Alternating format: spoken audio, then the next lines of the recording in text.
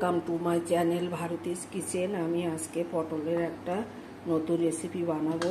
দেখো কি কি লাগছে।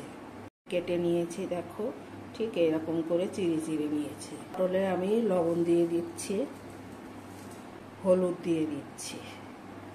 আমি এইভাবে ভালো করে মেখে নেব।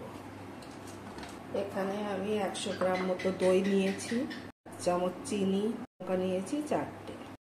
আমি হাফ চামচ মতো দইতে লবণ দিয়ে দিচ্ছি, হাফ চামচ হলুদ দিয়ে দিচ্ছি, 1 চামচ মতো চিনি দিয়ে দিচ্ছি।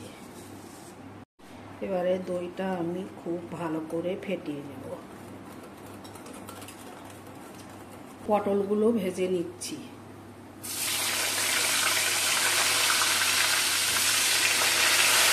পটলগুলো আমি লাল লাল করে ভেজে নেব। পটলগুলো আমার হয়ে গেছে, এবার আমি নামিয়ে নেব। পটলগুলো নামিয়ে নিচ্ছি। প্যানটা আমার গরম হয়ে গেছে, আমি তেল দিয়ে দিচ্ছি। আজকে আমি দই পটল বানাবো, গরম পড়েছে, দই পটল গরমে খুবই ভালো লাগবে। দিয়ে দিচ্ছি একটু কালো জিরে, দইয়ের মিশ্রণটা দিয়ে দিচ্ছি।